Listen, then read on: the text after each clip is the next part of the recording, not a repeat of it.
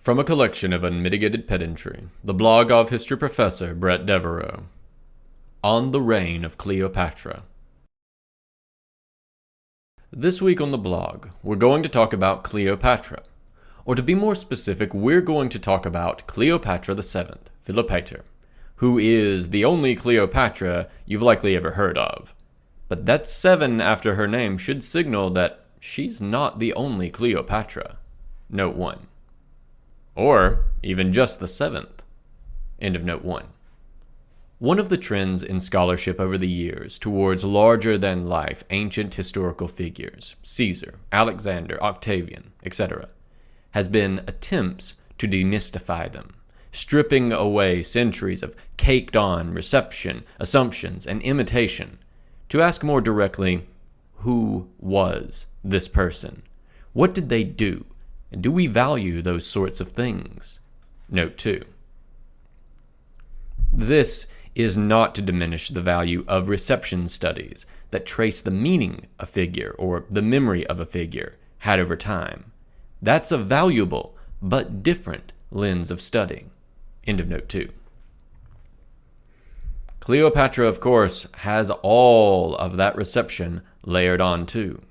In antiquity, and indeed until the modern era, she was one of the great villains of history, the licentious, wicked, foreign queen of Octavian's propaganda.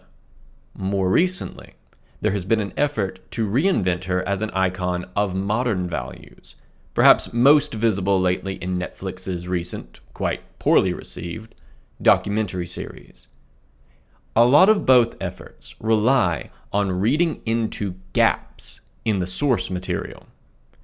What I want to do here instead is to try to strip some of that away, to demystify Cleopatra, and set out some of what we know and what we don't know about her, with particular reference to the question I find most interesting. Was Cleopatra actually a good or capable ruler?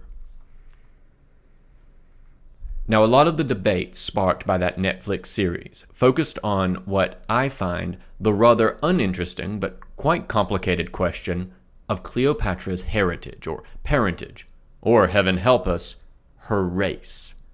But I want to address this problem too, not because I care about the result, but because I am deeply bothered by how confidently the result gets asserted by all sides, and how swiftly those confident assertions are mobilized into categories that just aren't very meaningful for understanding Cleopatra.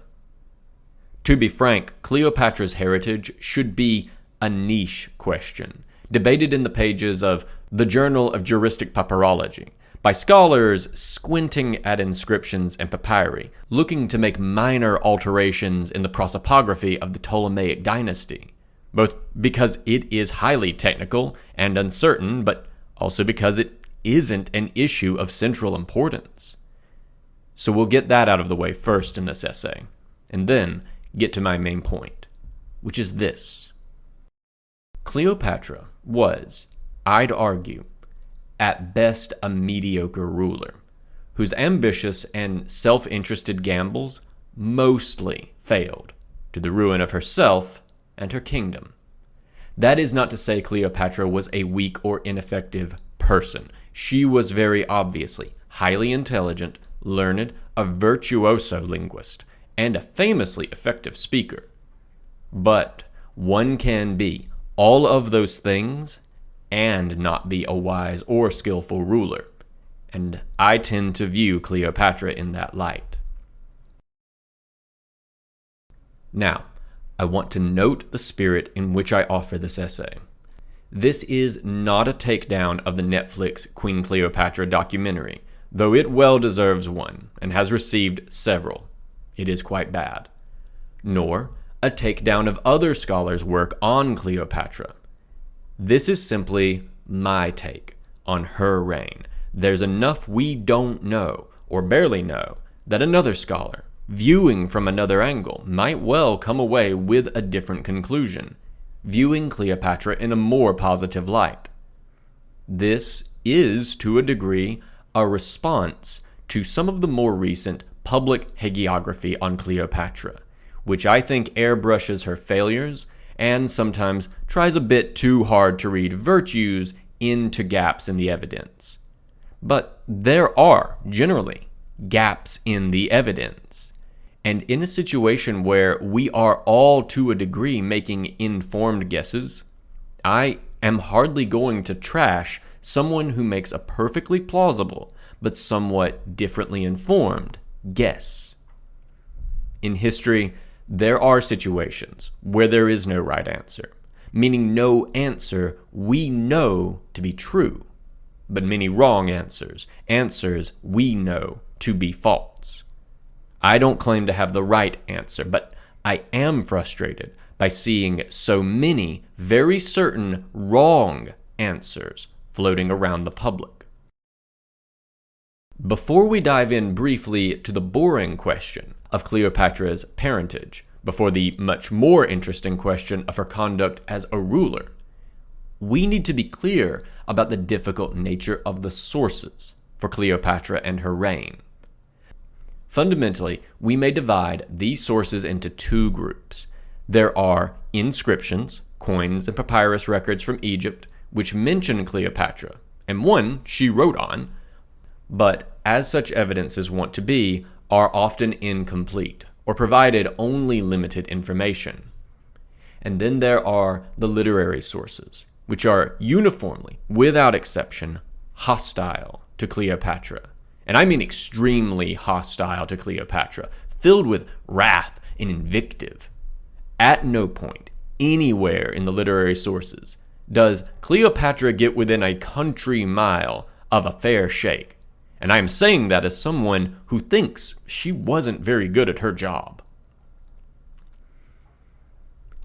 The problem here is that Cleopatra was the target of Octavian's PR campaign, as it were, in the run-up to his war with Marcus Antonius, Mark Antony.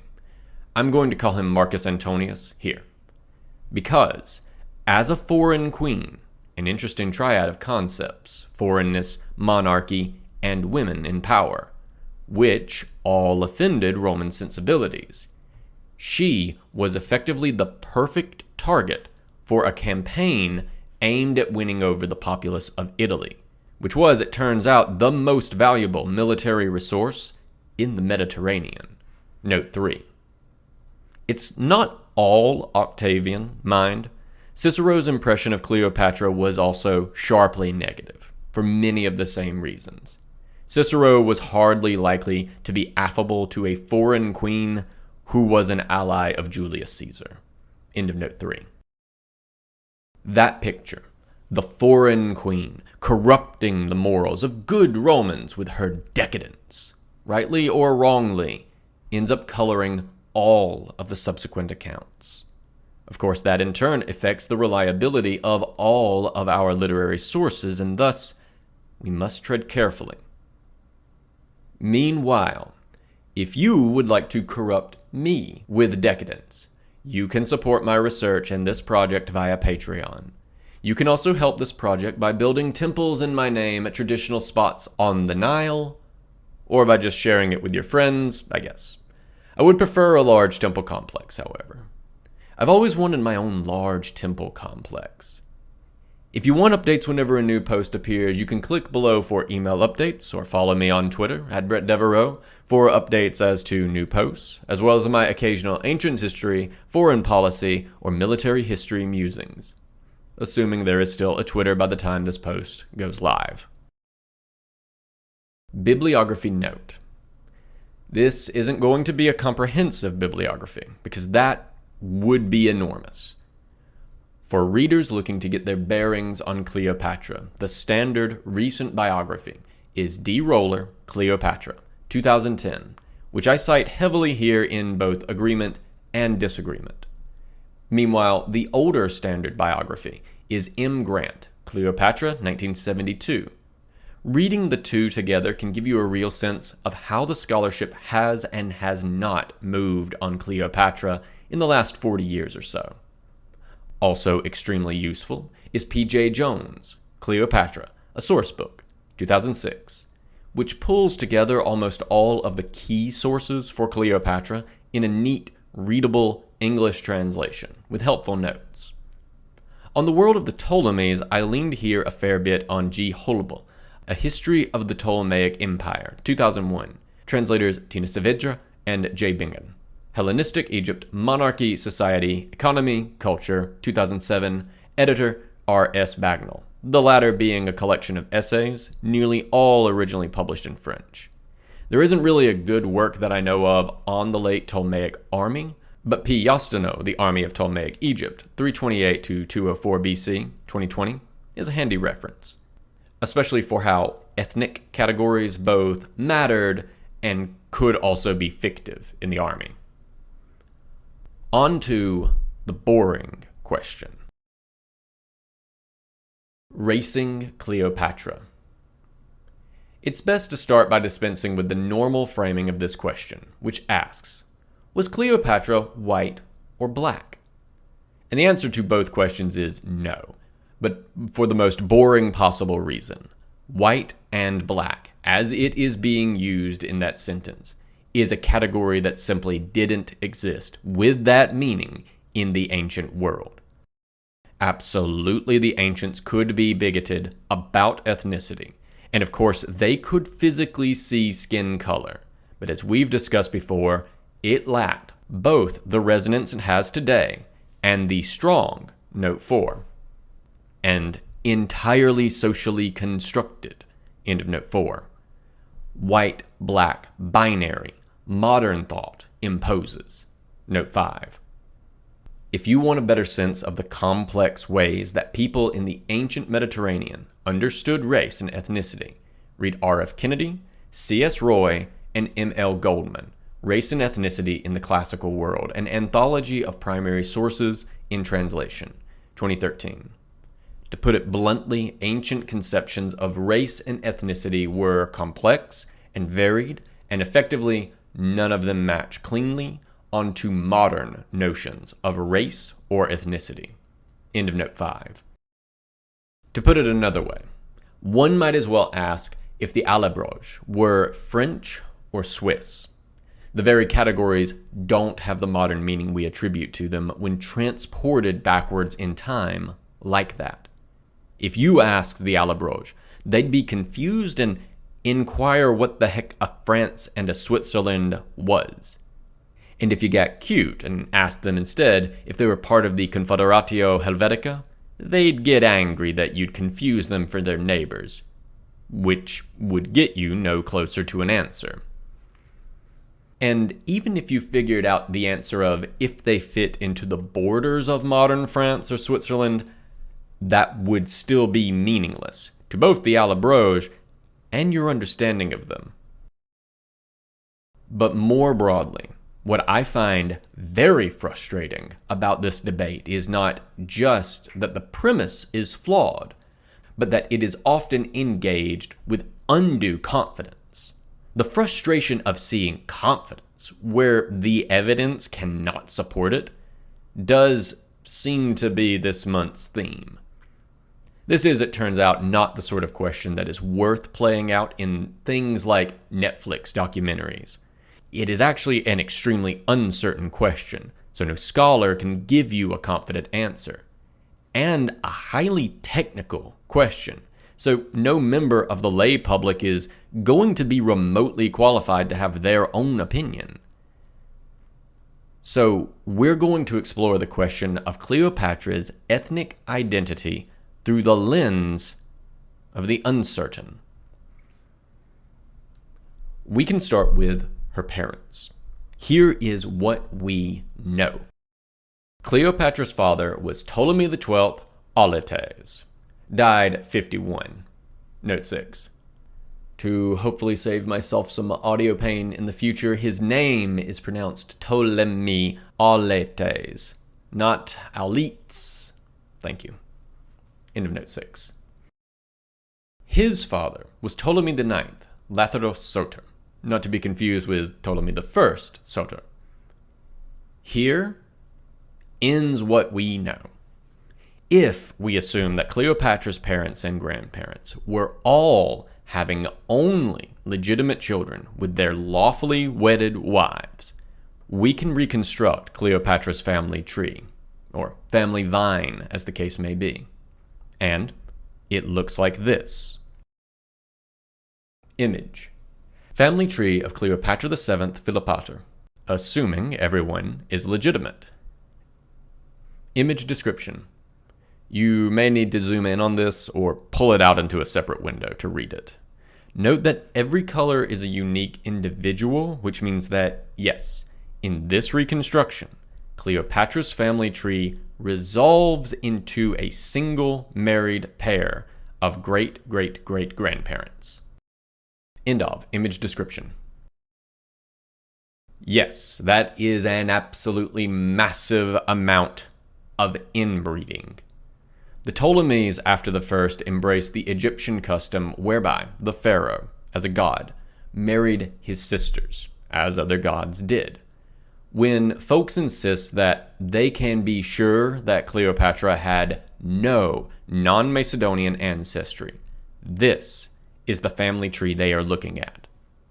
Now, there's a small problem with that statement, which is that Cleopatra I Sita had a fair bit of Persian ancestry, and she makes up 50% of Cleopatra's ancestors once you get high enough on this family tree.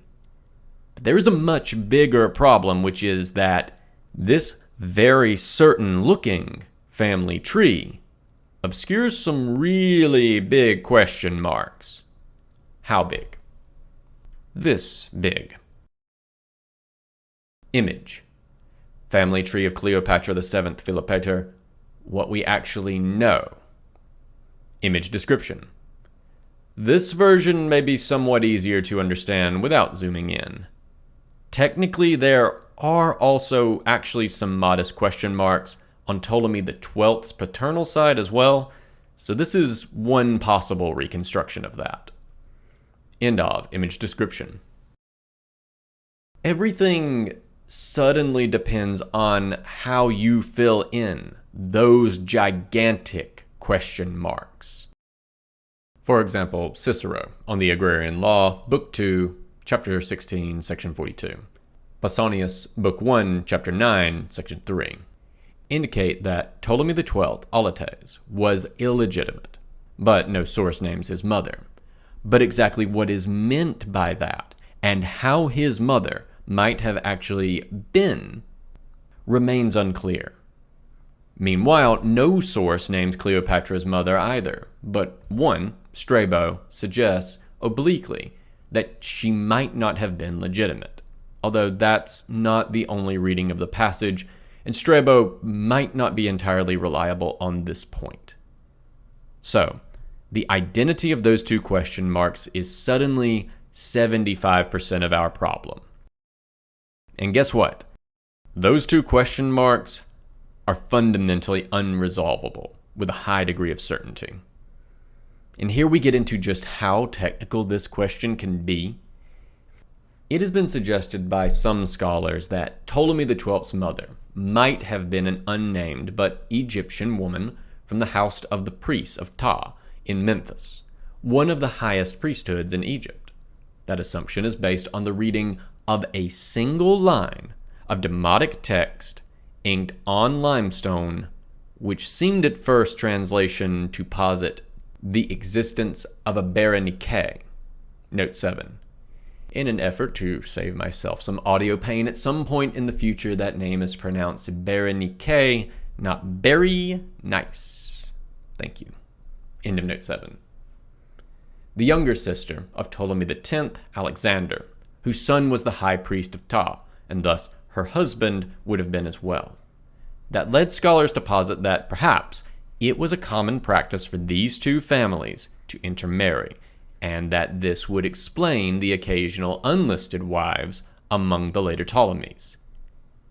Except that this was, as noted, based on the reading of a very short demotic text which was messy and difficult to read. And in 2011, Wendy Cheshire, note 8. The Phantom Sister of Ptolemy Alexander, Ancoria 32, 2010, 11, 122-4. End of note 8. dropped a bomb on the whole notion by suggesting a more plausible reading of the text. And just to be clear here, the technical question is how to read these pen strokes. Image. Text from the Phantom Sister of Ptolemy Alexander. Image description. From W. Cheshire, the Phantom Sister of Ptolemy Alexander, on Courier 32, 2010-11, 122-4. I cannot remotely read this text confidently. No one can read it with certainty. End of image description. See, EAE Raymond reads some of these strokes as TSN.THM.T parentheses N, whereas Wendy Cheshire thinks they should really read as TH-T-SP N. I think. I confess I do not read Demotic, and so have probably gotten some of both of their transcription wrong here, but I want to give you a sense of how deep in the weeds we are here, debating barely legible pen strokes in a language few ancient historians can read. Note 9. And this seems like a good time to note that history departments should be pushed to have more ancient historians, so they can have Assyriologists and Egyptologists in addition to just late antiquity, Greece and Rome specialists. End of note 9.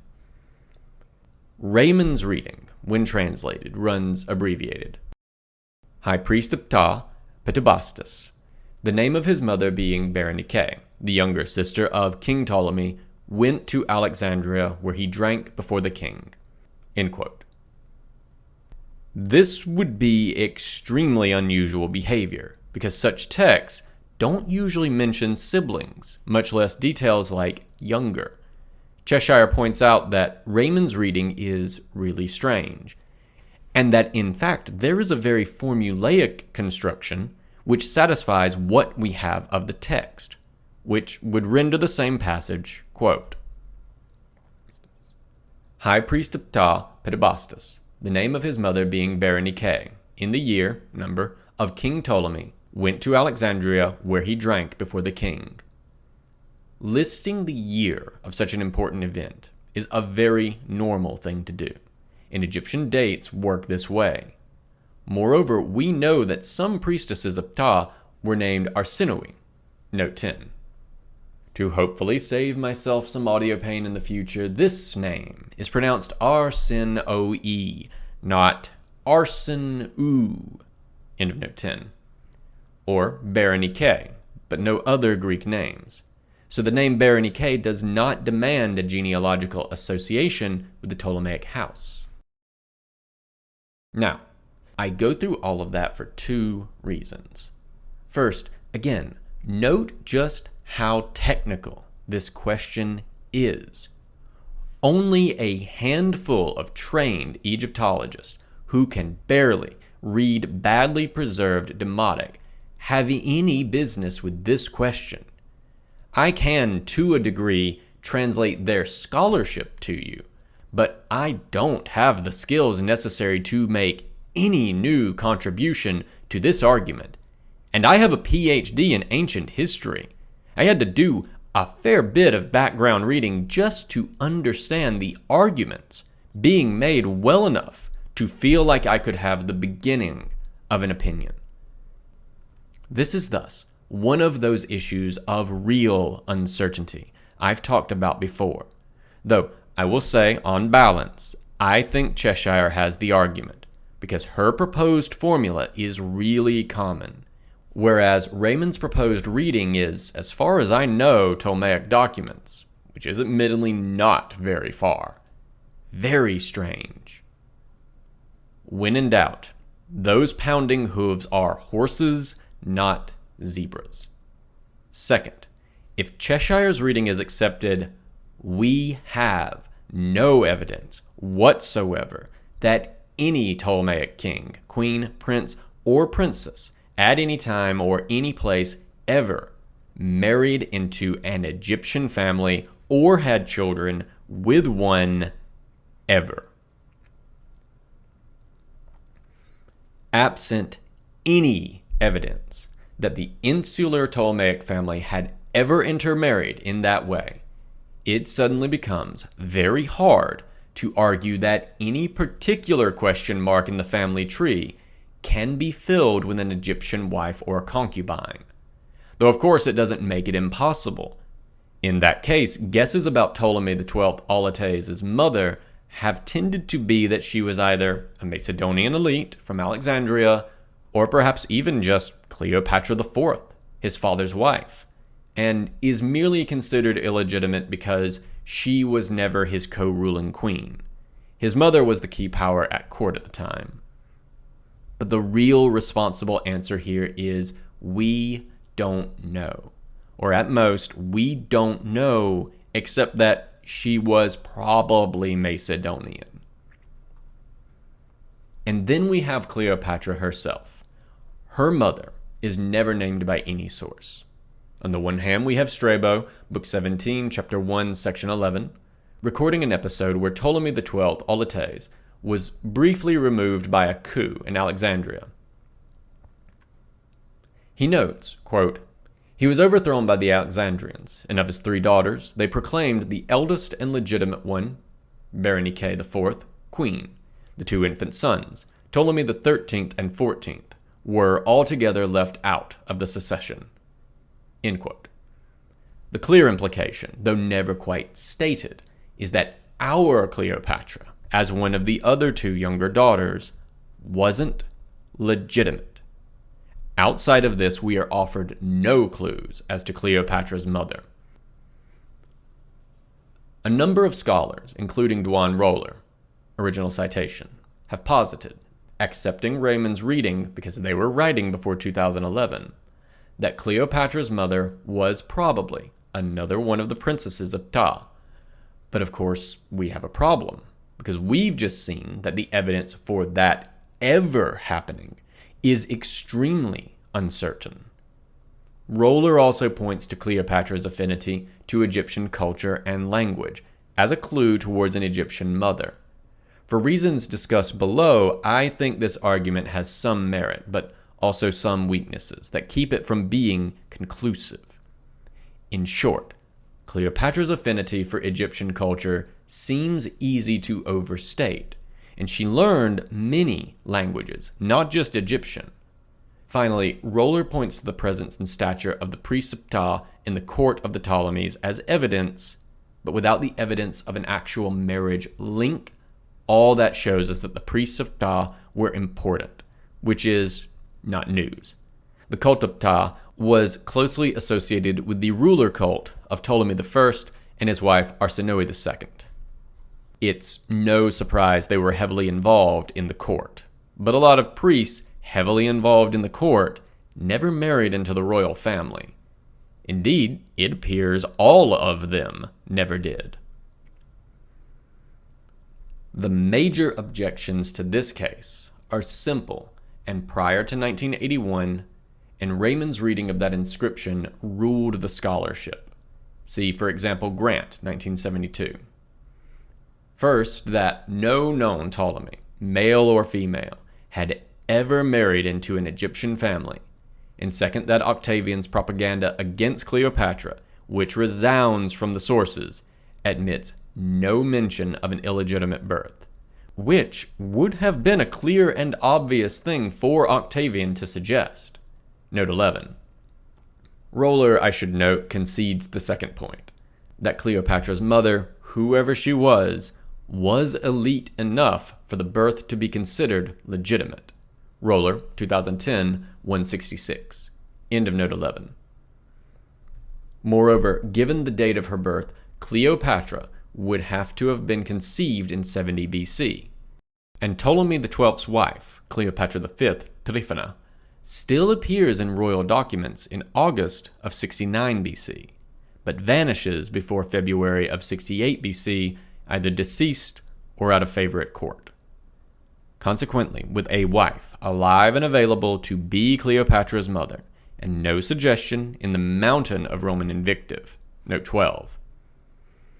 Strabo being an odd source for this point as an Anatolian Greek 6 years Cleopatra's younger, who may well have picked up a rumor anywhere or perhaps only meant in that passage to signal that 2 sons were illegitimate. End of note 12. That Cleopatra was illegitimate, and no evidence anywhere that Ptolemaic rulers ever married into elite Egyptian families. The preponderance of the evidence suggests that Cleopatra's mother was Cleopatra V Tryphaena. Which brings us back, more or less, to the first family tree and its massive inbreeding. Note 13. Albeit there are more maternal and even some paternal question marks in that family tree too. End of note 13. On the balance, I think an Egyptian mother is quite implausible, but not impossible for Ptolemy XII Auletes, if for no other reason than we are told that Cleopatra was the first Ptolemy to bother to learn Egyptian. And I find it hard to imagine Ptolemy XII wouldn't have done so if that was his literal mother tongue. An Egyptian mother for Cleopatra also seems possible, and perhaps more plausible, but I tend to think substantially less likely than not.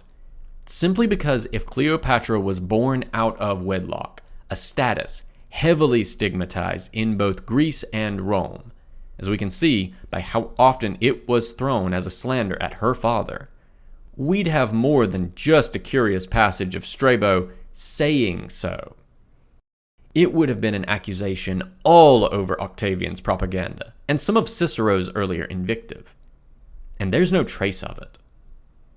Still, at that point, the question has been reduced to a Cleopatra who is 3/4 Macedonian and 1/4 Egyptian, or a Cleopatra who is more or less wholly Macedonian, with a bit of Persian ancestry mixed in from Cleopatra I, Sira, way at the top.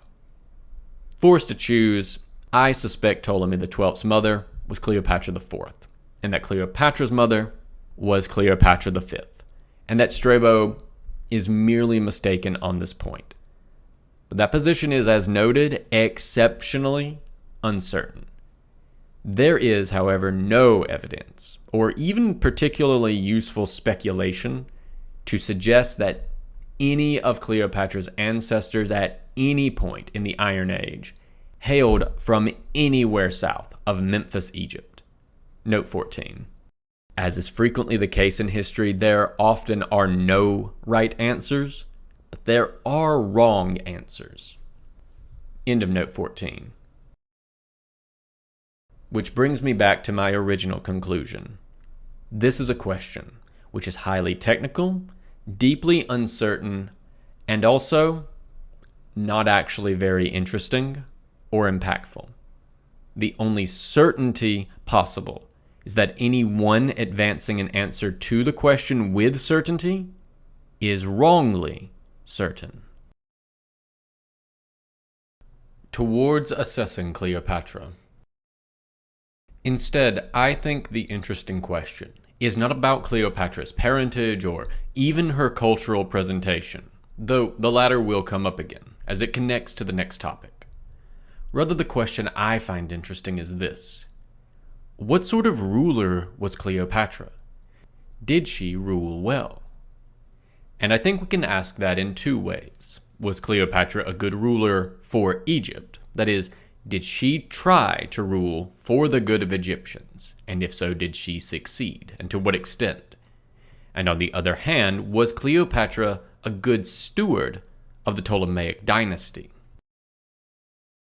These are related but disconnected questions. While we'll get to the evidence for Cleopatra's relationship with the people of Egypt, the broader legacy of the Ptolemies itself is very clear. The Ptolemaic dynasty and the Greek-speaking settlers it brought were an ethnically distinct ruling strata installed above native Egyptian society, an occupying force. None of Cleopatra's royal ancestors, none of them had ever even bothered to learn the language of the people they ruled, whose taxes sustained their endless wars, initially foreign, later civil. Top administrative posts remained restricted to ethnic Greeks, though the positions just below them, often very important ones, might be held by Egyptians.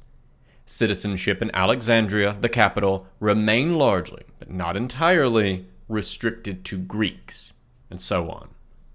It's clear these designations were not entirely impermeable, and I don't want to suggest that they were, but it is also clear that the Greek, Macedonian, and Egyptian elite classes don't begin really fusing together until the Roman period, when they were both equally under the Roman boot, rather than one being under the boot of the other.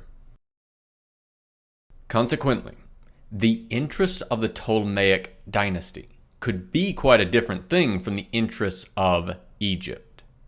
And I won't bury the lead here. Cleopatra, it seems to me, chose the interests of her dynasty and her own personal power over those of Egypt whenever there was a choice, and then failed to secure either of those things. Remember, we don't have a lot in the way of sketches of Cleopatra's character, and what we have is often hostile. Apart from a predilection to learn languages and to value education, it's hard to know what Cleopatra liked. But we can see her strategic decisions, and I think those speak to a ruler who evidently was unwilling or unable to reform Egypt's ailing internal governance, admittedly ruined by generations of relatively poor rule, but who shoveled the resources she had into risky gambles for greater power outside of Egypt, all of which failed. That doesn't necessarily make Cleopatra a terrible ruler, or even the worst Ptolemaic ruler, but I think it does, on balance, make her a fairly poor ruler, or at best a mediocre one. But before we jump into all of that, I think both a brief explanation of the structure of this kingdom and brief timeline of Cleopatra's life would be good, just so we're clear on what happens when. For the structures of the kingdom, we need to break up, to a degree, the peoples in Egypt. Ptolemaic Egypt was not even remotely an ethnically uniform place. Most of the rural population remained ethnically Egyptian, but there were substantial areas of Macedonian settlement. Ptolemaic subjects were categorized by ethne, but these ethnic classifications themselves are tricky. At the bottom were the Egyptians, and at the top were the Macedonians, understood to include not just ethnic Macedonians, but a wide range of Greeks. The lines between these groups were not entirely impermeable. We see, for instance, a fictive ethnic grouping of Persians, who appear to be Hellenized Egyptians serving in the military. At some point, this group seems to be simply rolled into the larger group of Macedonians. Nevertheless, it seems like, even into the late period, the Macedonians were mostly ethnic Greeks who migrated into Egypt. And we don't see the Egyptian and Macedonian elites begin to fuse until the Roman period, when they both shared an equal place under the Roman hobnailed boot. Nevertheless, this was a status hierarchy. Macedonian soldiers got paid more. Their military settlers got estates several times larger than what their native Egyptian equivalents, the Makimoi, got. The tippy-top government posts were restricted to Macedonians, though the posts just below them were often held by Egyptian elites, and so on. And while there was some movement in the hierarchy, for the most part, these two groups did not mix. One ruled, the other was ruled. Image. Map of Egypt in the 3rd and 2nd century BCE. Image description. Via Wikipedia, The Ptolemaic kingdom had a period of relatively wide expanse, with the key cities we'll mention here: Alexandria, Memphis, and Thebes marked. Note that the kingdom Cleopatra inherited was not quite this large, having lost control of Cyrenaica, Cyprus, and Palestine, Judea. End of image description. To which we must then add Alexandria, the capital, built by Alexander, which had a special status in the kingdom unlike any other place. Alexandria was structured as a polis, which of course means it had politei. Our evidence is quite clear that all of the original politei were Greek, and that new admission to the politei did happen but was very infrequent. Consequently, the citizen populace of Alexandria was overwhelmingly Greek and retained a distinctive Greek character.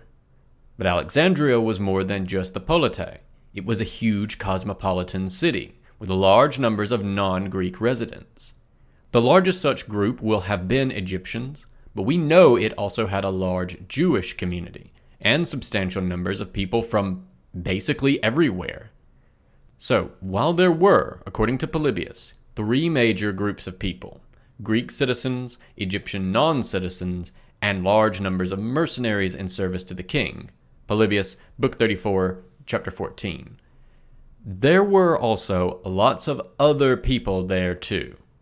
I do want to stress this: Alexandria was easily one of the most cosmopolitan cities in the ancient world, but for the most part, only the Greeks, and not even all of them, were citizens there. That's in many ways a shamefully reductive summary of a very complex kingdom, but for this already overlong essay, it will have to do. On to the timeline. Cleopatra was born in 69 BC, the middle of 3 daughters of Ptolemy XII Auletes, then ruler of Egypt. He also had 2 sons, both younger than Cleopatra. In 58 BC, Cleopatra is 11, her father, by all accounts an incompetent ruler, was briefly overthrown, and his eldest daughter, Berenike IV, made queen. Cleopatra went into exile with her father. In 55 BC, with Roman support, Ptolemy XII returned to power and executed Berenike. Ptolemy XII then died in 51, leaving 2 sons, Ptolemy XIII and XIV, 11 and 9 years old respectively, and his 2 daughters. His will made Cleopatra queen as joint ruler-wife with Ptolemy XIII, a normal enough arrangement for the Ptolemies. Before the year was out, Cleopatra and Ptolemy XIII, or perhaps more correctly his court advisors, were at odds, both trying to assert themselves as sole monarch, though by 49, Ptolemy XIII's faction, again, it seems to mostly have been his advisors running it, had largely sidelined Cleopatra in what had become a civil war. Cleopatra travels to Syria to gather an army and invades Egypt with it in 48. But this effort fails. She is able, however, to ally with Julius Caesar, lately arrived looking for Pompey, who supporters of Ptolemy XIII had killed, to Caesar's great irritation. Caesar's army, Cleopatra's military force, is clearly a non-factor by this point, defeats Ptolemy XIII in 47. Caesar appoints Cleopatra as joint ruler with her youngest brother, Ptolemy XIV. He's 12. And Cleopatra bears Caesar's son, Ptolemy XV Caesar, in 47, who we generally call Caesarion. Cleopatra then journeys to Rome late in 46, and seems to have stayed in Rome until after Caesar's assassination, March 44, and the reading of Caesar's will, April 44. Ptolemy XIV, the brother, also dies in this year, and Cleopatra then co-rules with her son Caesarion. Cleopatra returns to Egypt, attempts to dispatch troops to aid the Caesarian cause against Brutus and Cassius, but fails and loses all of the troops in 43. She is saved from being almost certainly steamrolled by Brutus and Cassius by their defeat in 42 at Philippi. Cleopatra meets with Marcus Antonius in 41, and they form an alliance, as well as, at some point, a romantic relationship. Cleopatra has 3 children by Antonius: Cleopatra Selene and Alexander Helios, twins born in 40, and Ptolemy Philadelphus, born in 36. With Cleopatra's resources, Antonius launches an invasion of Parthia in 38 BC, which goes extremely poorly, with him retreating back to Roman territory by 36, having lost quite a fair portion of his army. Cleopatra is back in Egypt, ruling. In 34, Antonius embarks on a massive reorganization of the Roman East, handing over massive portions of Rome's eastern territory, in name at least, to Cleopatra's children, a move which infuriated the Roman public and cleared the way politically for Octavian to move against him. Through 33 and 32, both sides prepare for war, which breaks out in 31. Cleopatra opts to go with Antonius's combined land-sea military force, and on the 2nd of September, 31 BC, solidly outmaneuvered at Actium, she and Antonius are soundly defeated. They flee back to Egypt, but don't raise a new army, and both die by suicide when Octavian invades in the following year. Octavian reorganizes Egypt into a Roman province, governed by an equestrian prefect. Octavian and subsequent Roman emperors never really adopted the title of pharaoh, though the Egyptian priesthood continued to recognize the Roman emperors as pharaohs into the early 4th century, doubtless in part because the religion required a pharaoh. Though Roman emperors could never be bothered to actually do the religious aspects of the role, and few ever even traveled to Egypt. So ended the 21-year reign of Cleopatra, the last heir of Alexander. Note 15. Except not really, as Cleopatra's 3 children by Antonius survived their mother, though the 2 boys vanish from our sources fairly quickly, though we're told they were spared by Octavian, and Cleopatra Selene actually ended up a queen herself of the Kingdom of Mauritania. There's a recent book on what we know of her life, J. Draycott, Cleopatra's Daughter, From Roman Prisoner to African Queen, which I have not yet had a chance to read. End of note 15. Cleopatra and Egypt. One of the assertions one sees about Cleopatra, indeed, it is central to the recent Netflix documentary, was that she loved the Egyptian people and Egypt. And there's not nothing there to this point, but there's also a bit less than you might think, and more than a few reasons to doubt Cleopatra's patriotism, as it were, and deep attachment to Egypt. The factors usually pointed at to demonstrate Cleopatra's attachment to Egypt are that she learned the language, engaged with Egyptian religion, and represented herself in Egyptian fashion in royal artwork and commemoration meant for consumption in Egypt. And that's true. She did those things. But the context often missing from using that as a clear indicator of Cleopatra's cultural Egyptianness is that, apart from learning the language, those were common things for Ptolemaic rulers to do, despite the fact that the dynasty maintained a pronounced ethnic hierarchy in Egypt, and aren't generally regarded as being particularly attached to its people or culture. Nevertheless, there's nothing here, in the sense that Cleopatra showed, or at least wanted to show, more than the normal Ptolemaic attachment to Egypt as a place, and the Egyptians as people, which is to say, almost any at all. Let's start with languages, because I think this fact can be presented in a somewhat distorted way. The language of the Ptolemaic court was Greek, initially Macedonian Greek. The Macedonians had a pronounced accent, though Plutarch notes that some of the later Ptolemies had lost their Macedonian accent. Plutonius, Life of Antony, chapter 27, sections 3-4. Cleopatra, by contrast, was the first of the Ptolemies to bother to learn Egyptian, which should tell you something about the character of Ptolemaic rule. Imagine if King Charles was the first English king since George I, and kings from the House of Hanover to bother to learn English. The problem with this fact is that it is incomplete, presenting Cleopatra as a Greek speaker who learned the language of her people out of sincere devotion. But that's not what Plutarch says.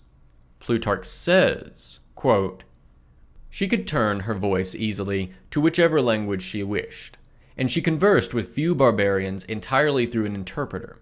She gave her decisions herself to most of them, including Ethiopians, Troglodytes, Hebrews, Arabians, Syrians, Medes, and Parthians. She is said to have learned the language of many others also, although the kings before her did not undertake to learn the Egyptian language, even though some of them had abandoned the Macedonian dialect."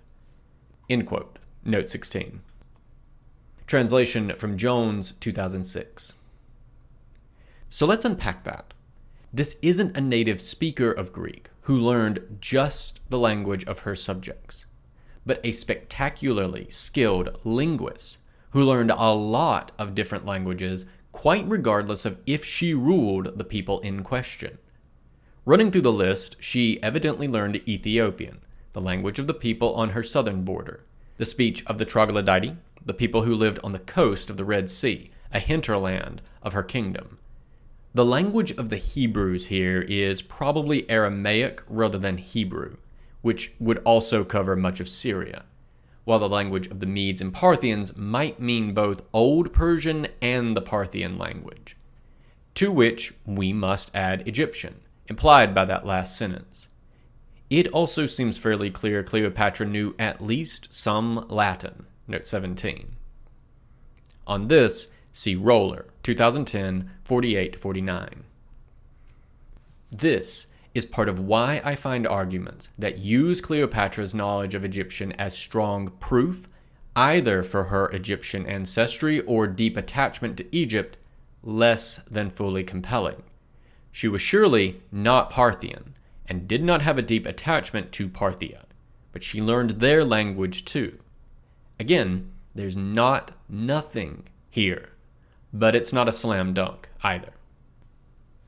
What of Cleopatra's role in Egyptian religion? The recent Netflix miniseries makes quite a fuss about how Cleopatra's first action as queen, that we know of, because this is simply the first moment she is visible in the sources to us at all, is to partake in a religious festival, installing a new sacred bull in a shrine at Hermonthis, close to Thebes in Upper Egypt, and how this was indicative of a deep love of Egyptian religion. And it may well have been, but it's also worth noting that Ptolemaic rulers had been taking part in Egyptian religion for a long time. Most of the massive temple complex at Philly, for instance, even farther from Alexandria than Hermonthis, I might add, was built in the Ptolemaic period, with major expansions by Ptolemy II and III. Even more relevantly to our subject, this was to Isis. Cleopatra was not the first Ptolemy, by any means, to claim that goddess for the dynasty. Note 18. On this sanctuary and its inscriptions, see J. Bingen, 2007, 31-43. End of note 18. Image. Inscription on a limestone stele. Image description. Via Wikipedia, a limestone stele, 51 BC, now in the Louvre, showing Cleopatra, dressed as the pharaoh, presenting offerings to Isis, seated. Cleopatra's name, in Greek, Cleopatra, inflected here as Cleopatras, can be clearly read. End of image description. Nor had this even been a new practice for the Ptolemies. Alexander was presumably crowned pharaoh in Memphis in the traditional manner, visited the oracle of Amun at Siwa, and dedicated a major set of construction works in the temple of Amun at Thebes. The Ptolemies followed this model. Ptolemy II went to Mendes to personally conduct the ritual of the process of the Ram of Mendes, and then extended the temple. He presided over the inauguration of a temple at Pithom, and so on. Note 19. On this, see Hobel, 2001, 77-90, end of note 19. And on it went with Ptolemy III, and on down the line, indeed becoming a bit more pronounced as we move into the later Ptolemies, beginning with Ptolemy V Epiphanes, potentially as a result of the increasing weakness of the Ptolemaic dynasty, both internally and abroad. Ptolemaic kings were regularly in and out of Memphis, the religious capital of Egypt, building new Egyptian temples, attending Egyptian religious rituals, and so on. The reason is that the job of Pharaoh was as much, if not more, a religious job, as it was a political one, and it was a job that only the Pharaoh could conduct. And the idea that a Ptolemaic Pharaoh with a legitimacy problem might consecrate some temples to help fix that wasn't new either. Ptolemy VIII Physcon is outdoing that thing in the mid-2nd century. Consequently, involvement in Egyptian religion was a requirement of the position, quite apart from the question of how much the holder of that position cared. Image. Relief of Cleopatra and Caesarion. Image description. Via Wikipedia, Cleopatra and Caesarion in relief in Egyptian style on the Temple of Dendera. Interestingly, also depicted on this temple as an Egyptian pharaoh is the Roman Emperor Trajan, reigned 98 to 117, which really goes to stress that this sort of depiction was standard, regardless of what pharaoh was being depicted or how involved they were in Egyptian religion or culture. End of image description. Cleopatra, like any Ptolemaic ruler, engaged in this sort of building, though it seems striking how much of her building program was composed of Hellenistic structures in Alexandria, even as Duane Roller admits, quote, "The queen was not a major builder," end quote. Note 20. Original citation, 108, end of note 20. She restored the gymnasium of Alexandria, made major repairs to the lighthouse, built a new precinct in honor of Julius Caesar, called the Caesarion, and apparently built a monumental tomb for herself also in Alexandria. Examples of her building outside of Alexandria are fairly thin. The completion of a temple at Dendera, begun by Ptolemy XII, extensions to the temple at Hermonthis, where she visited early in her reign, never entirely finished, and a temple to Isis in Ptolemy Hermaio in Upper Egypt. Cleopatra could hardly be accounted the great renovator of Egyptian religion or religious sites. Likewise, the assertion that Cleopatra represented herself in Egyptian artwork in Egyptian style and dress, that too was true of all of the Ptolemaic rulers from the very beginning. Indeed, Cleopatra's self-representation as Isis was very much not new, but in fact the normal way Ptolemaic queens were represented, to match Ptolemaic kings being represented as Osiris. Here, for instance, is Ptolemy II Philadelphus, reigned 284 to 246, with his queen, Arsinoe II, represented in Egyptian style on a relief now in the British Museum. Image. Relief of Ptolemy II and Arsinoe II. Image description. Via the British Museum. Inventory EA1056. A limestone temple relief showing Ptolemy II and Arsinoe II, dated circa 260 BC. Originally painted, only some of the paint is still visible. End of image description. Like all Ptolemaic rulers before her, Cleopatra presented herself in an Egyptian form, conforming to Egyptian style in Egyptian context. And like all of the Ptolemaic rulers before her, she presented herself in a Hellenistic form in Alexandria and on her coinage. While you will see people point to various busts and frescoes as being images of Cleopatra, it is only her coins where we can say for certain that an effort was made to capture her likeness. Her Egyptian portraiture, though labeled, follows Egyptian stylistics, not her actual likeness. We have no idea if, for instance, later Roman artists had any information about what she actually looked like, or if the busts we suppose to be of her actually are. Be wary also of Greek and Roman frescoes showing fair-skinned women reported to be Cleopatra. almost all women in Greek and Roman fresco are shown as fair-skinned. It's a standard artistic convention. Coins, of course, record no skin color, and neither do our sources for Cleopatra. Anyone who thinks they can tell you what color her skin was is unduly certain. Note 21. Though, contra Netflix, we can say something about her hair. I was rather confused when one of their talking heads posited that he liked to imagine Cleopatra with hair like his. His hair was very tightly curly, and indeed that is how the Netflix documentary opted to do Cleopatra's hair. We can see her hair on her coins, and it is wavy, pulled together into a bun in Hellenistic style, with short draping curls, loose, not tight, and Hellenistic diadem. I think it is pretty fair to suppose this is how Cleopatra actually wore her hair, or at least how she wanted people to think she wore her hair. End of note 21. Image: a silver tetradrachma of Cleopatra. Image description: via the British Museum. Inventory TC P237.1.CLEMA. A silver tetradrachma of Cleopatra dated to 36 BC, minted in the Levant, showing how she generally appears on her coinage.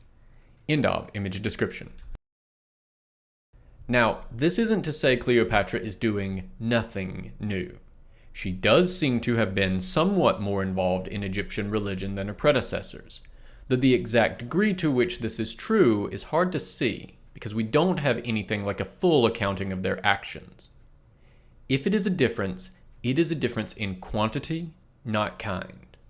Certainly her building program wasn't anywhere close to the scale of the early Ptolemies, but perhaps she took more direct personal involvement. Once again, the unknowns here are formidable. Dorothy J. Thompson in the Cambridge Ancient History, note 22. The second edition of the Cambridge Ancient History. In this case, CAH squared 9,320-1. End of note 22. Takes this, along with Cleopatra switching her regnal name from Philopater, love's father, to Philopatris, love's homeland. Note 23. Literally, loves her fatherland. To save myself some audio pain in the future, I often hear Philopater pronounced with the emphasis on the second syllable, Philopater. But the accent is on the alpha, Philopater, because that O is an omega, a long vowel, so the accent can fall no further back. End of note 23. To be indicative of a clear effort by Cleopatra to be, indeed, Queen of Egypt, particularly in the context of dynastic struggles with her brothers, outflanking them by getting the favor of the people. Image: coin of Cleopatras. Image description: via the British Museum. Inventory 1875-1102.3. An earlier, circa 50 to 49 BC, coin of Cleopatras, showing her face on the obverse. Though this coin is some 13 years earlier than the one above, the same basic style of self-presentation, down to the hairstyle, is visible. End of image description. The problem with this narrative is the timing. Cleopatra makes that switch in titles in 36 to 35 BC, which is to say in year 16 of her 21-year reign, 8 or 9 years after her last serious competition for the throne, her youngest brother, had died.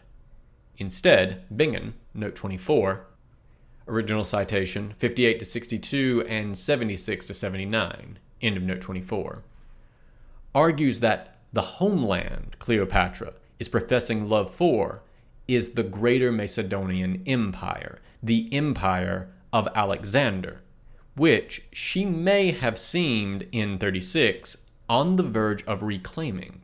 Note 25. Bingen argues that in an Egyptian context, it would have been clear that Cleopatra's patris was, in fact, Macedon, the most prestigious and useful possible patris to have in Ptolemaic Egypt. End of note 25. Antonius was just about to give her, through her children, sweeping portions of Roman Syria, Cilicia, Cyrenaica, and Armenia. He would also give them titles to Media and Parthia, which he didn't control, though perhaps in 36 he hoped to, but would represent, collectively, the whole of the old Seleucid Empire near its height. Bingham notes the other change to Cleopatra's titulature at this point was rather than just being the goddess who loves her father, she becomes the young goddess who loves her father and her country. The added neotra, young, perhaps being intended as a link to Cleopatra Thea, Seleucid queen consort of Syria from 150 to 126 BC, and Cleopatra's own great-grand-aunt. Cleopatra, after all, was about to achieve the long Ptolemaic dream of controlling all of Syria. Strikingly, the sources do not tell us that Cleopatra was seen as any more distinctively Egyptian than her father, or that she had some groundswell of popular support in Egypt. Indeed, Cassius Dio implies the opposite. Cassius Dio, Book 42, chapters 34 to 36, that the Egyptians favored Ptolemy XIII in the succession dispute, and it was only the force of Caesar's arms that turned the issue to Cleopatra. Of course, we have to be somewhat skeptical of this account too. Dio is marinating in a literary tradition that is very hostile to Cleopatra, and also makes no effort to distinguish between the Alexandrians and the rest of Egypt, two very distinct groups. In any case, it is clear that Cleopatra achieved no groundswell of support in Egypt in those early years. She had to raise her army in Syria, and in the event, it wasn't the strongest force, as she and Caesar spent the winter of 48-47 besieged in Alexandria by Ptolemy XIII's then larger army. Caesar had not brought his full field army, until the arrival of an army out of Roman Syria, led by a collection of Caesar's allies, tipped the balance. Julius Caesar was never a particularly cautious commander, so if he looked at whatever force Cleopatra still had and said, "We need to wait for reinforcements," it could not at that point have been very substantial. Afterwards, Caesar would leave 4 legions in Egypt to secure Cleopatra's rule, which seems not to indicate her great popularity or any great faith in her ability to hold the kingdom. After 44, she's able to rule without direct support, but of course after 44, she and her children are the only dynastic options left, her brothers and sisters all being dead, some at her hand. Finally, when Octavian comes for her, there is no major effort by anyone to stop him militarily. If Cleopatra had the love of the Egyptian people at that point, we sure don't see it. In my view, then, it seems like an argument can be made that Cleopatra had a fairly modest propaganda effort towards presenting herself as more in touch with Egyptian religion, but the extent and quality was at most only a modest improvement over the previous Ptolemies, and apart from keeping her on the throne with Roman backing, it doesn't seem to have achieved much. But was she good for Egypt? Cleopatra's rule in Egypt. Now we need to stipulate here at the beginning that the bar for late Ptolemaic rulers was pretty low. The Ptolemaic kingdom had been on a downward slide in power and importance ever since its great victory at the Battle of Raphia, 217, and the Egyptian revolt, 205 to 199.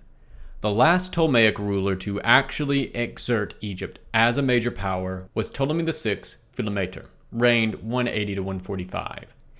In 168, Rome had to intervene just to keep Antiochus IV, the Seleucid king of Syria, from overrunning the kingdom.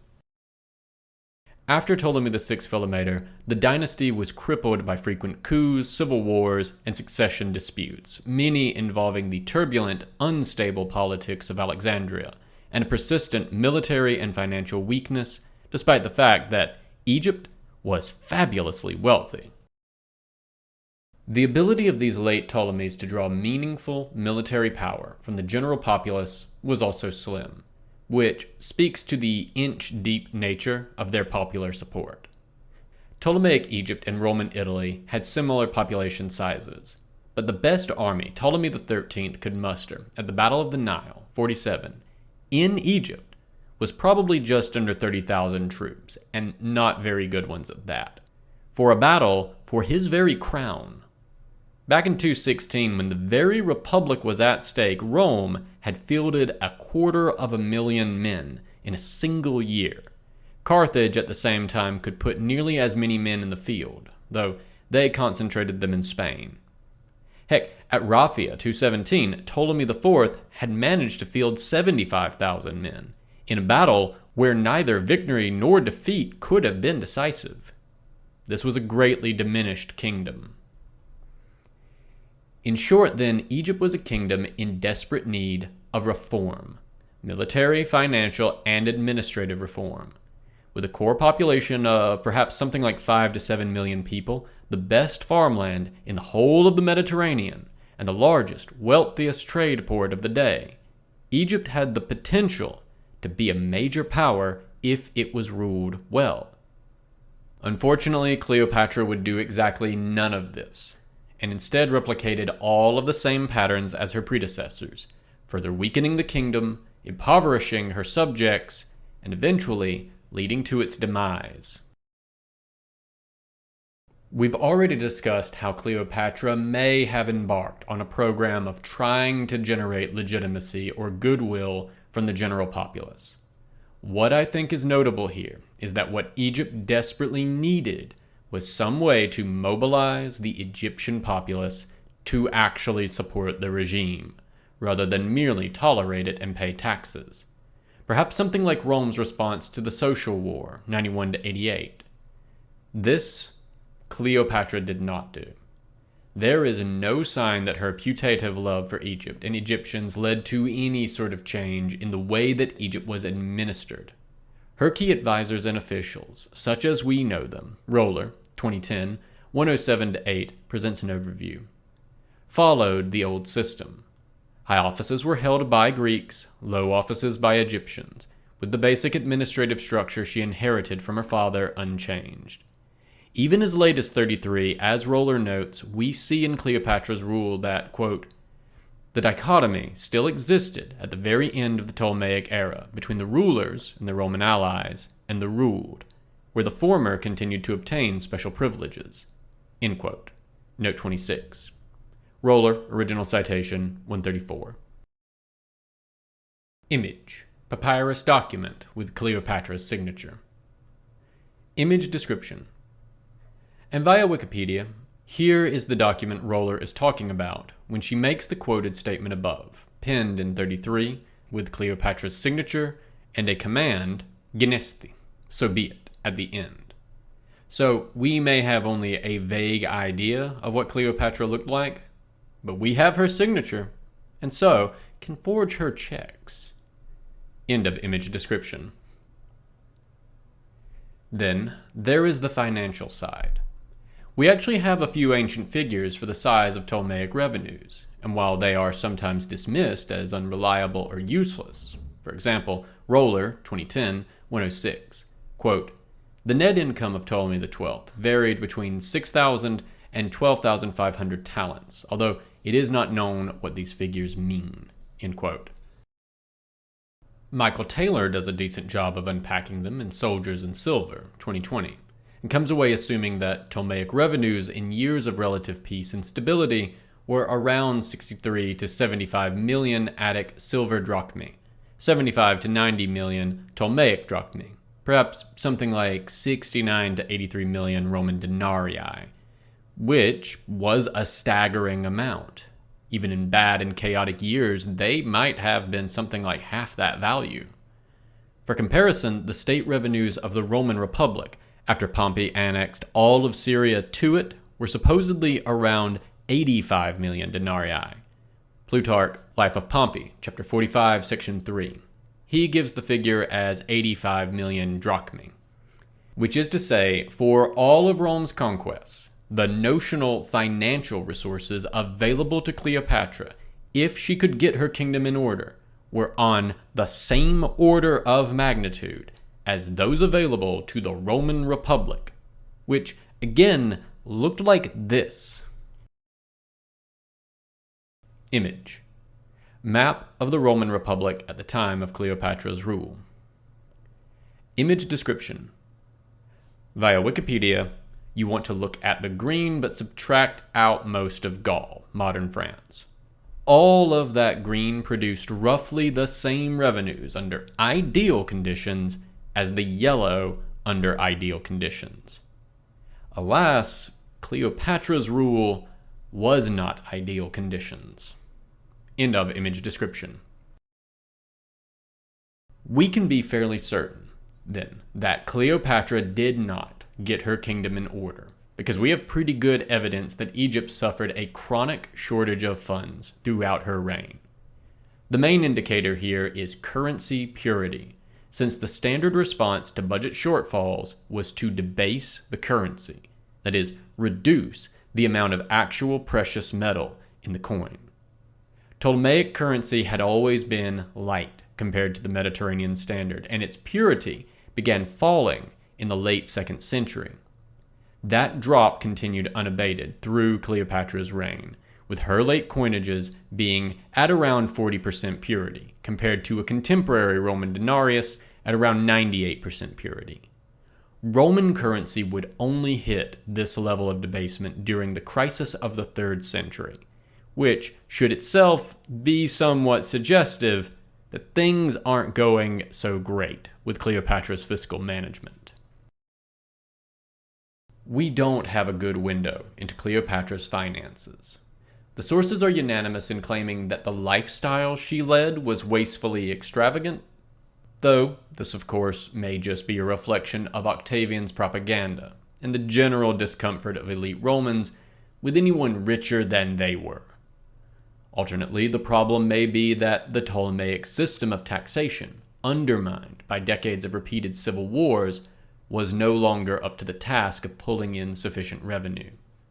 Yet on the other hand, Cleopatra still had money enough to finance Antonius's military operations. And at least some of our sources, for example Cassius Dio, Book 42, Chapter 34, Sections 1-2, suggest that the Egyptians themselves felt overtaxed, at least early in Cleopatra's reign. In any case, Cleopatra should still have had a substantial revenue, especially after 44 when her rule was unchallenged. So, where did all of the money go? The Ambitions of Cleopatra. One of the difficulties in sketching the biographies of ancient figures is that we're often only very unreliably informed as to their character. My own habit in this regard is to see if I cannot begin to sketch the outlines of their character and values instead from their decisions, from the things we can see that they did. For instance, our sources present Marcus Antonius as a reckless, headstrong, and emotional sort of person. And I tend to believe them not because I think they are reliable. They're not. All of our sources on Antonius are hostile. But because I can see that in his generalship, which is very much an emotive leap-before-you-look style, which gets him into trouble repeatedly. Note 27. For what it is worth, I find Antonius's reputation as a great captain wildly overblown. Once Caesar is gone, Antonius's recklessness gets him into trouble in 44 at Mutina, he loses, into trouble in 42 at Philippi, he wins, into trouble at Parthia in 36, he loses, and into trouble at Actium in 31, he loses. Antonius's habit is to take Caesar's calculated gambles and remove the calculation. The results are predictable. End of note 27. Can we determine a similar sort of pattern with Cleopatra? I think we can, and I think the pattern is this. Cleopatra was an aggressive gambler whose priority was consistent. the maintenance and expansion of her own power, pouring her time and resources into that objective. Now, Cleopatra as a ruler, being one who used Egypt as little more than a piggy bank for her own ambitions, doesn't necessarily make her much worse than any of the other Ptolemies, who largely did the same thing. But I think it rather does put a dent in the image of Cleopatra, the patriotic Egyptian queen. Had her gambles paid off, she'd be Cleopatra the Great, but it wouldn't have benefited Egypt a whit. However, they didn't pay off. In part because while she was by all accounts very intelligent, she doesn't seem to have been very good at all of the skills necessary to actually succeed at those gambles. But how am I seeing the pattern here? Well, Cleopatra appears in our sources in 51 BC, at the death of her father, being made co-ruler with her brother Ptolemy XIII. As noted in the timeline above, within the year she is at odds with her brother and his advisors, and by 49 is clearly on the losing side of the dispute. It is not surprising that the 20-year-old Cleopatra lacked the political acumen to outmaneuver Pothinos and Ptolemy XIII's other key supporters, but it is worth noting that she does indeed lack it. Note 28. In noted contrast to Octavian, who at 20 is busy outmaneuvering Antonius and Cicero in Rome to claim the mantle of his adoptive father, Julius Caesar. Note 28. This is going to set up a pattern. While Cleopatra was, by all accounts, a very gifted speaker, she doesn't really seem to have had the knack for getting ahead in political situations where she needed to win over a critical mass of powerful figures, rather than one exceptional Roman in a larger political system. By the spring of 48, Cleopatra is in Syria, gathering an army to do some civil war, an episode which I think illustrates two things. First, repeated civil wars were a big part of the answer to the question of where did all of the Ptolemies' money go? And here Cleopatra is, losing at court politics and then instigating a big, expensive civil war, which would eventually, among other things, wreck large parts of Alexandria, which then had to be expensively repaired by her. Second, it's clear that her Syrian army didn't perform well. Caesar shows up before any decisive engagement, but Cleopatra's forces largely vanish from the sources at this point, and the fact that even with 3,000 of Caesar's Roman troops, Cleopatra and Caesar are quickly bottled up in Alexandria, unable to break out until help arrives from Rome's other eastern client states. If Julius Caesar does not think he can win a battle with your army, no one can win a battle with your army. This is going to be a trend. Cleopatra struggles not only with politics beyond the personal and money, but is also quite bad at handling armies. So far then, Cleopatra's achievements are that she has triggered yet another Ptolemaic dynastic civil war, managed to ruin both Egyptian armies, hers and her brother's, and presumably sunk the kingdom even deeper into debt from the cost of it. But her gamble that she could secure sole effective rule seems to have paid off.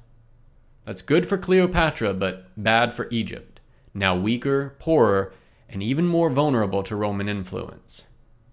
She now gambles even harder, not merely backing Julius Caesar, but having a child with him, tying her fortunes and the fortunes of Egypt to his in a fairly direct way. She heads to Rome in 46, probably leaving in 45 and returns in 44, leaving again only in April 44 after Caesar's assassination. It's clear that her presence was a political liability for Caesar. Note 29. Cicero complains about it, discussed by Roller, 2010, 72-74. While it is trendy these days among classicists tired of having to read so much Cicero in their Latin instruction to regard him as a pointless blowhard, in the mid-40s, Cicero was a senior consular, of significant influence and importance, and by 44 perhaps the most powerful uncommitted Roman, neither a Caesarian nor an active member of the conspiracy to murder him. Antagonizing him was bad politics. And of course, chances are anything that antagonized Cicero also antagonized other members of the Senate. End of note 29.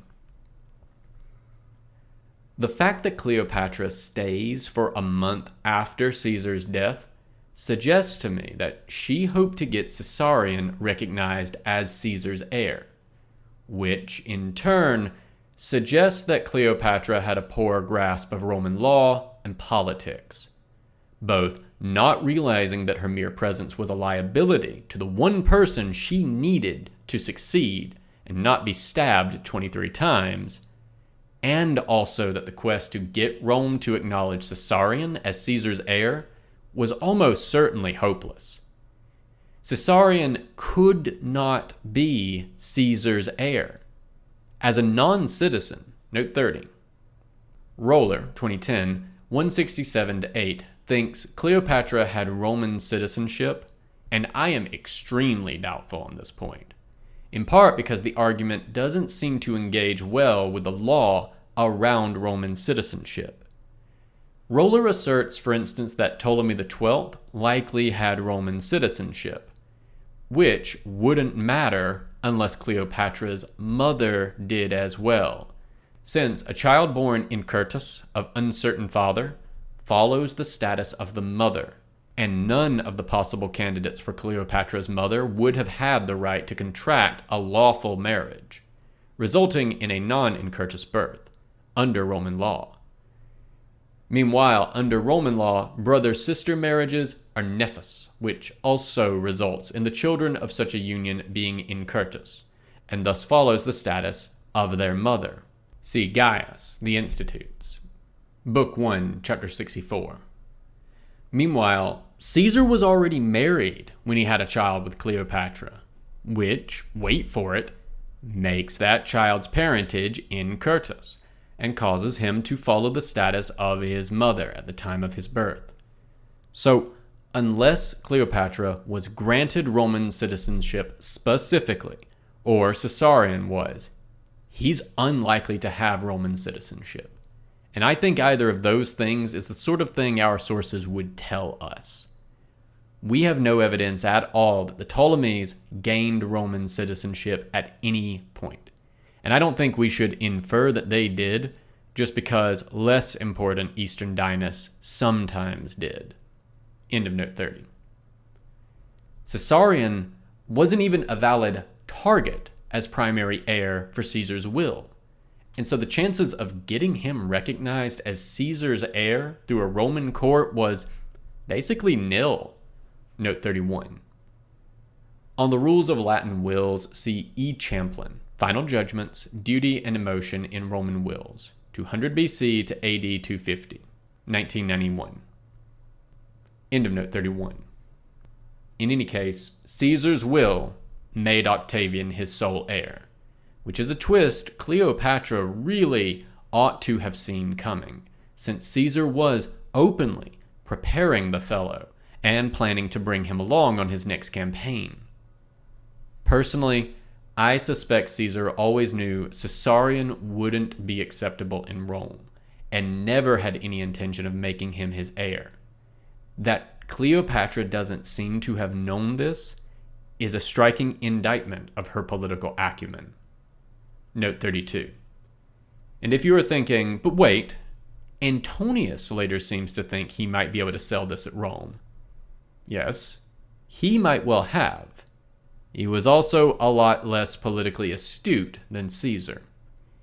End of note 32. In any case, this gamble fails, and Cleopatra returns to Egypt in 44, where there are 4 legions left by Caesar. With war brewing between the Caesarian faction, Octavian, Antonius, and Lepidus, and the Liberatores, the assassins of Caesar, both sides request the 4 legions. She, for once, tries to keep options open.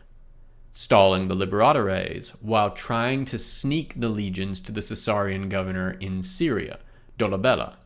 But the plan goes off wrong, and all 4 legions are captured by Cassius.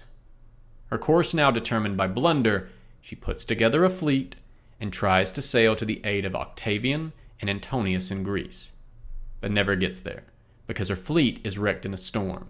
Note 33.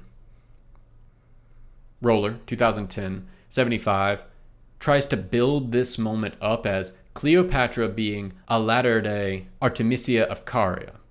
But given that all Cleopatra manages to do is lose 4 legions and some ships for no gain at all, the comparison seems unwarranted. End of note 33. Cleopatra's trend of always mishandling military forces continues, unabated. She leaves Egypt again to meet with Antonius in 41, and here I want to note that Cleopatra is in Rome in 46 and 44, at sea in 43 or 42, and now out of Egypt again in 41. On the one hand, this does seem to confirm that, by this point, there was no real alternative to her rule, so she could safely leave the seat of power.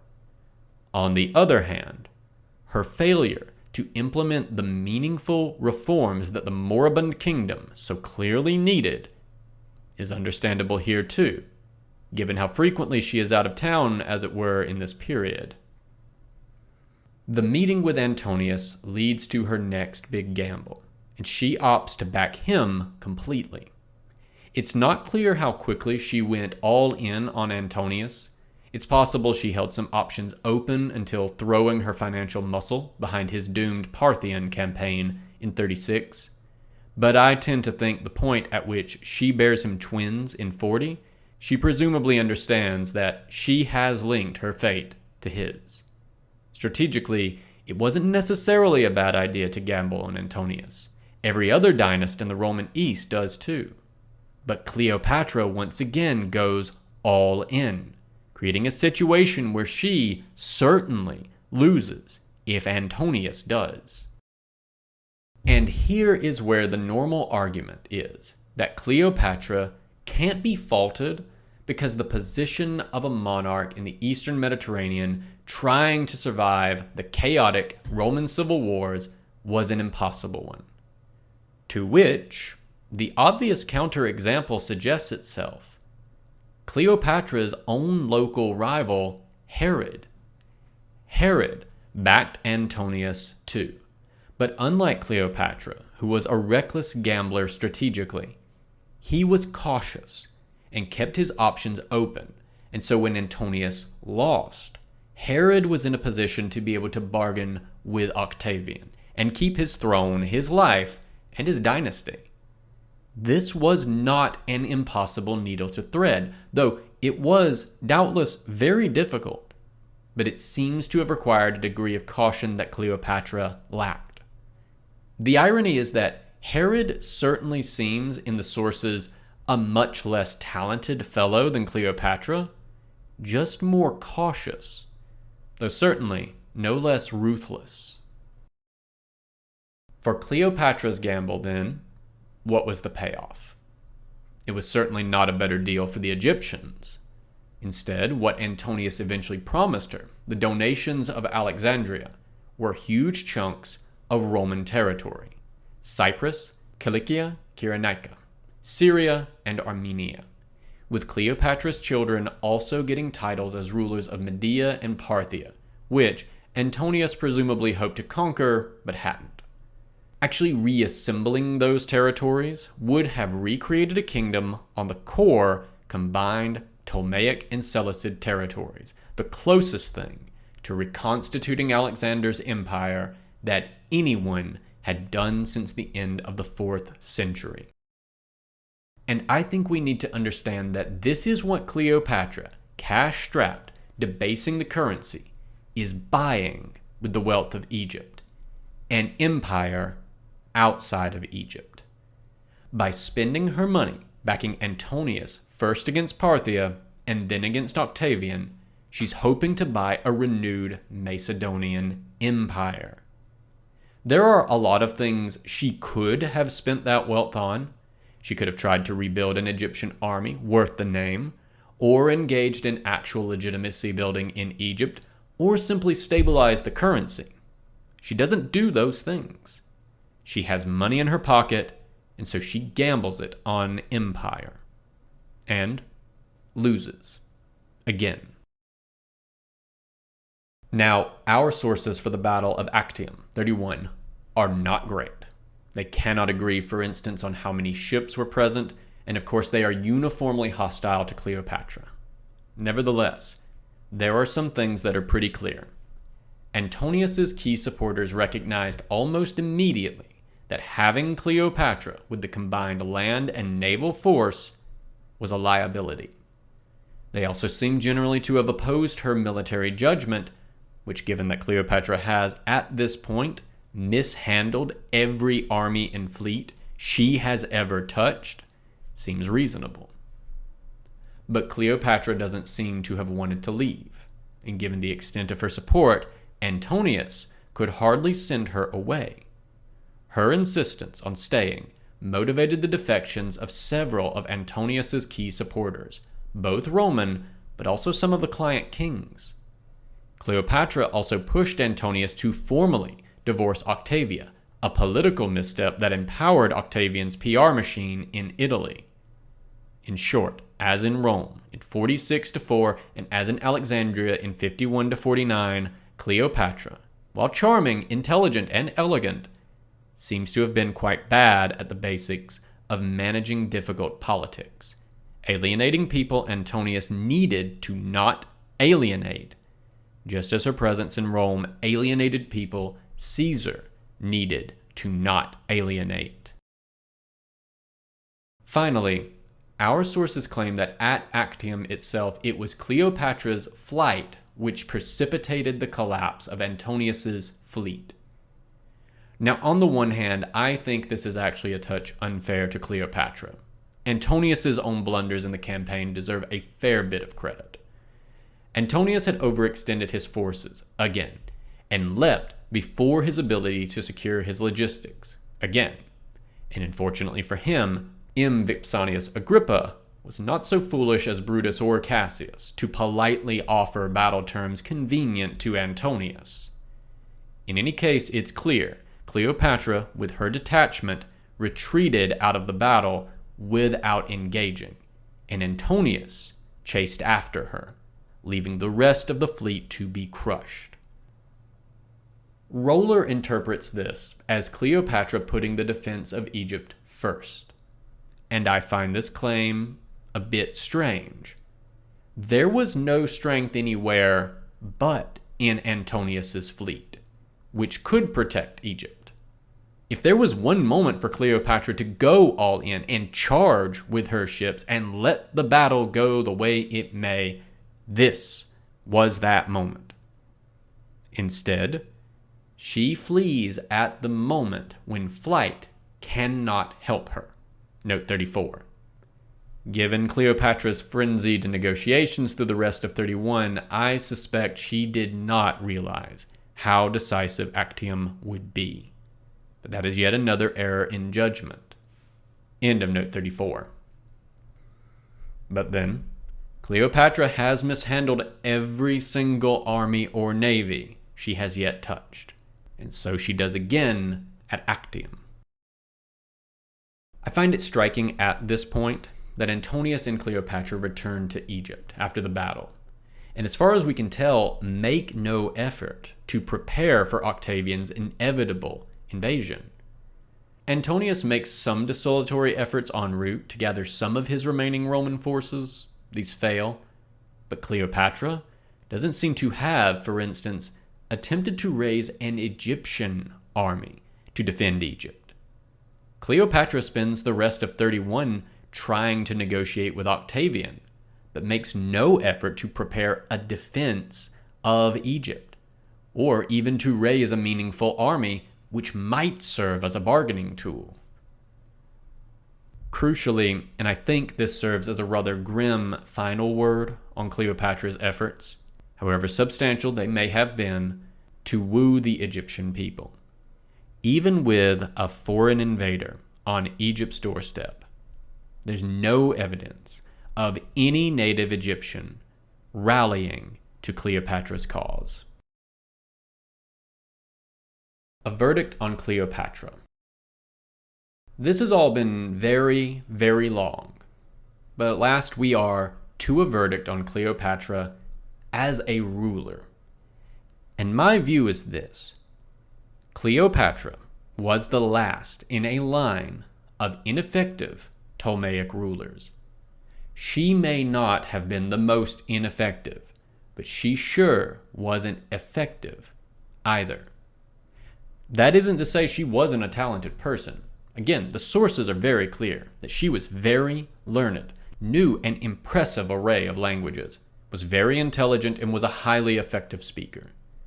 But someone can be all of those things and still be a bad ruler or leader. And perhaps it should be no surprise that Cleopatra was bad at ruling and leading. Where would she have learned to do that? From her also famously inept father? The Ptolemaic line hadn't produced a properly capable monarch in the full century before Cleopatra assumed power. So it isn't surprising that she just didn't have the training in politics, state finance, administration, or military leadership that she would have needed to be effective in her role as queen. No one had managed to train a Ptolemy to do any of that well in a long time. Nevertheless, the track record Cleopatra sets is really quite poor. She fares poorly in political contests, be they in Alexandria 51-49, or Rome 46-44, or with Antonius 33-31. She was able enough to hold on to power in Egypt on her own from 44 to 30, though it should be noted by then there were simply no legitimate alternatives to Cleopatra. When there had been alternatives, it had taken no less than Julius Caesar to keep those alternatives from overwhelming her. Meanwhile, Cleopatra mishandles every single army or fleet she touches. Military leadership was a core job of Hellenistic monarchy, and Cleopatra was shockingly bad at it, probably because she was never sufficiently trained to do it. Admittedly, the Ptolemaic army had not been particularly capable in a long time, which will lead into the next point. But nevertheless, even when she had Roman legions to handle, she lost them quickly and without doing any real damage to her enemies. Meanwhile, her financial stewardship also seems poor. As noted, we see the telltale signs of a kingdom living beyond its means under Cleopatra, as under her predecessors. The steady debasement of the currency. Clearly some of that money was funneled into her gambles, like her support of Antonius. Fleets are expensive, and so are armies. And Cleopatra seems to have spent quite a bit of Egypt's treasure funding both in the hopes of gaining territories outside of Egypt. Each of those failed gambles weakened Egypt, made it more vulnerable for the eventual Roman takeover, until the chances were quite literally spent. The other factor we haven't yet discussed on this point is the expense of her own court and lifestyle. The hostility of our sources make this tricky too.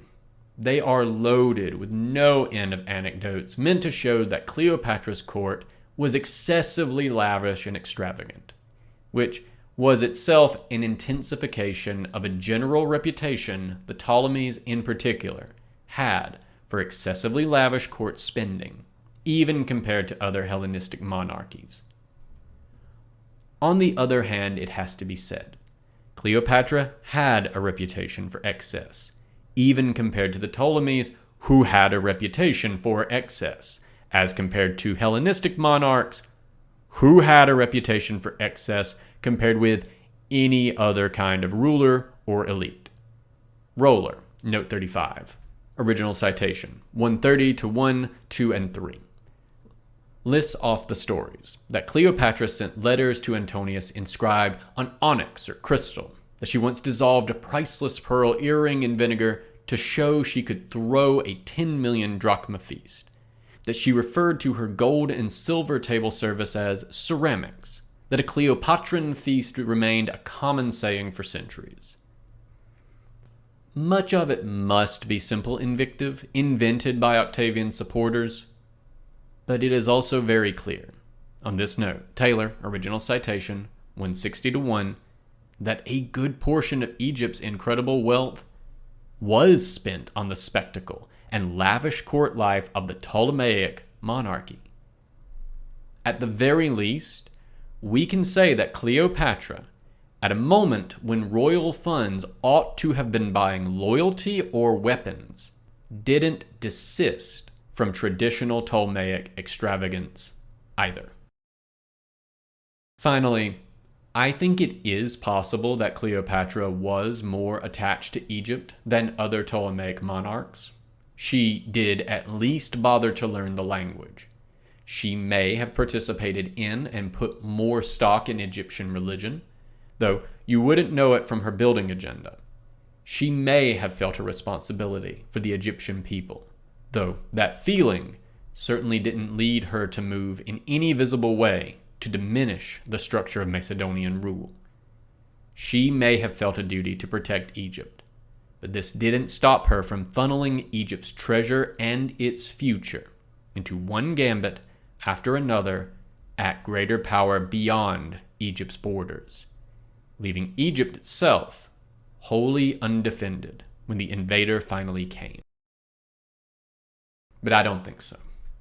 The sources are fairly clear that Cleopatra was very intelligent, and we can see that she was driven, self-determined, and strong-willed. Most people do not have the gumption to smuggle themselves into a hostile city to swing a one-on-one meeting with a foreign general on which their life depends.